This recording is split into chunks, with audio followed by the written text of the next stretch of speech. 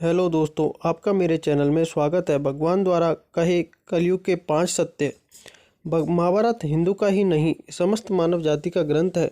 इससे प्रत्येक मानव को अच्छी शिक्षा और मार्ग मिल सकता है। प्रत्येक मनुष्य को इसे पढ़ना चाहिए, क्योंकि महाभारत में जीवन से जुड़ा ऐसा कोई भी विषय नहीं है जिसका वर्णन ना किया गया हो और जिसमें जीवन का कोई समाधान ना हो। इस ग्रंथ में देश, धर्म, न्याय, राजनीति, समाज, योग, युद्ध, परिवार, ज्ञान, विज्ञान, अध्यात्म और तकनीकी आदि समस्त विषयों का ज्ञान वर्णन मिलता है। आज की इस पोस्ट में हम महाभारत का ऐसा प्रसंग के बारे में बताएंगे जिससे आज का मानव बहुत कुछ सीख सकता है।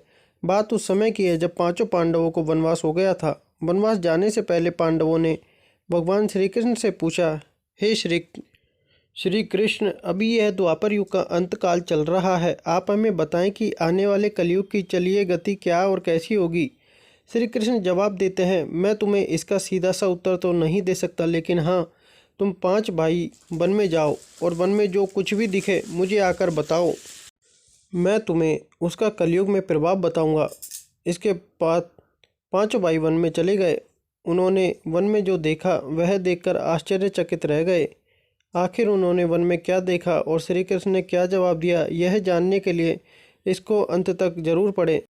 श्री कृष्ण के कहे अनुसार 5 भाई अलग अलग दिशाओं में वन की ओर निकले। युधिष्ठिर ब्राह्मण पर थे। उन्होंने एक जगह पर देखा कि एक हाथी के 2 सूंड थे। यह देखकर युधिष्ठिर के आश्चर्य का ठिकाना नहीं रहा। अर्जुन दूसरी दिशा में ब्राह्मण पर थे। कुछ दूर जंगल में जाने पर उन्होंने जो देखा उसे देखकर वह भी आश्चर्यचकित रह गए। वहाँ पर देखा कि कोई पक्षी है जिसके पंखों के ऊपर वेदों की रचनाएं की हुई हैं और वह पक्षी मुर्दे का मांस खा रहा है। यह दृश्य देखकर अर्जुन कुछ समझ नहीं पाए। दोनों भाइयों की तरह भीम भी ब्राह्मण पर थे। उन्होंने जो देखा वह भी आश्चर्यचकित रह गए। उन्होंने देखा कि गाय ने एक बछड़े को जन्म दिया, लेकिन जन्म के बाद में गाय बछड़े को इतना चाट रही है कि उसका बछड़ा लहूलुहान हो गया है। सहदेव भी ब्राह्मण पर थे, तो उन्होंने चौथा आश्चर्य देखा। उन्होंने देखा कि 6-7 कुएं हैं जिसमें पानी है और बीच का एक कुआं खाली है। बीच का कुआं काफ़ी गहरा होते हुए भी फिर भी पानी नहीं है। घोर आश्चर्य हुआ, ऐसा कैसे हो सकता है। नकुल भी ब्राह्मण पर थे और उन्होंने एक आश्चर्यजनक घटना देख एक पहाड़ के ऊपर से एक बड़ी सी चट्टान लुढ़कते हुए नीचे आ रही थी। वे कितने ही वृक्षों से टकराकर उनको नीचे गिराते हुए वे आगे बढ़ जाती हैं। विशालकाय वृक्ष भी उस रोक न सके। इसके अलावा यह चट्टान कितनी ही अन्य चट्टानों के साथ टकराई, फिर भी वह उसे रोक नहीं सके। अंत में वह एक अत्यंत छोटे पौधे का स्पर्श होते ही स्थिर हो गई। इसके बाद 5 भाई एकत्रित हुए और शाम को भगवान श्री कृष्ण को अपने अनुभव सुनाए। सबसे पहले युधिष्ठिर ने कहा, मैंने तो पहली बार 2 सूंड वाला हाथी देखा। यह मेरे लिए तो बहुत ही आश्चर्यजनक था। भगवान श्री कृष्ण कहते हैं, धर्मराज, अब तुम कलिकाल की सुनो। कलयुग में ऐसे लोगों का राज्य होगा जो दोनों ओर से शोषण करेंगे। बोलेंगे कुछ और करेंगे कुछ, और मन में कुछ और होगा और कर्म कुछ और। ऐसे ही लोगों का कलयुग में राज होगा। तुम कलयुग आने से पहले तक राज्य कर लो। युधिष्ठिर के बाद अर्जुन ने कहा, मैंने जो देखा है वह तो कहीं ज़्यादा आश्चर्यजनक था। मैंने देखा कि एक पक्षी के पंखों पर वेदों की रचनाएं लिखी हुई हैं, पर वह पक्षी मुर्दे का मांस खा रहा है। श्री कृष्ण कहते हैं, कलयुग में ऐसे लोग रहेंगे जो बड़े ज्ञानी कहलाएंगे, विज्ञान की चर्चा करेंगे, लेकिन उनके आचरण राक्षसी होंगे। वह बड़े पंडित और विद्वान कहलाएंगे, किंतु यह देखते रहेंगे कि कौन सा मनुष्य कब मरे और हमारे नाम से संपत्ति कर जाए। हे अर्जुन, संस्था के व्यक्ति विचार करेंगे कौन सा मनुष्य मरे और संस्था हमारे नाम पर हो जाए। हर जाति धर्म पर प्रमुख पदों पर बैठे विचार करेंगे कि कब किसका श्राद्ध हो और कौन कब किस पद से हटे और हम उस पर चढ़ जाएं। चाहे कितने भी बड़े लोग हों, परंतु उनकी दृष्टि धन और पद के ऊपर ही रहेगी। ऐसे लोगों की ही बहुतायत होगी।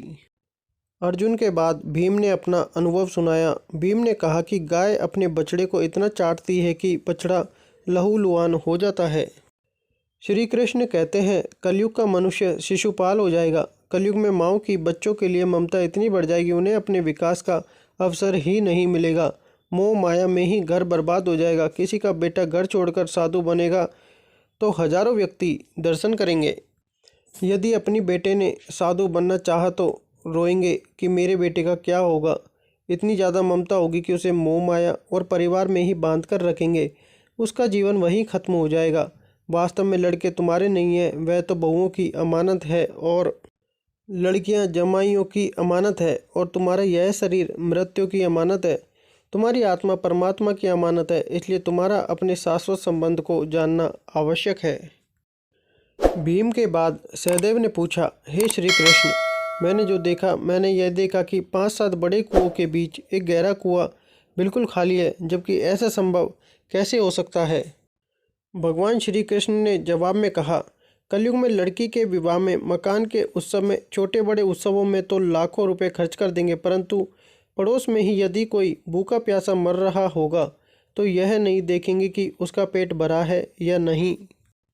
उनका अपना ही सगा भूख से मर जाएगा, उसे देखते रहेंगे। दूसरी ओर मौज मदिरा, मांस, भक्षक, सुंदरता और जश्न में पैसे उड़ाएंगे, किंतु किसी के 2 आंसू पहुँचने में उनकी रुचि ना होगी।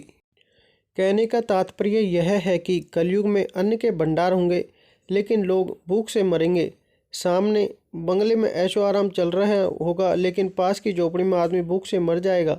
एक ही जगह पर असमानता अपनी चरम पर होगी। सहदेव के बाद नकुल ने श्री कृष्ण को बताया कि मैंने भी एक आश्चर्य देखा है कि एक बड़ी सी चट्टान पहाड़ पर से लुढ़की। वृक्षों के तने और चट्टानें भी उसे न रोक पाए, किंतु एक छोटे से पौधे के स्पर्श से ही वह बड़ी चट्टान रुक गई। समझ नहीं पाया कैसे। श्री कृष्ण ने कहा, कलयुग में मानव का मन नीचे गिरेगा, उसका जीवन पतित होगा।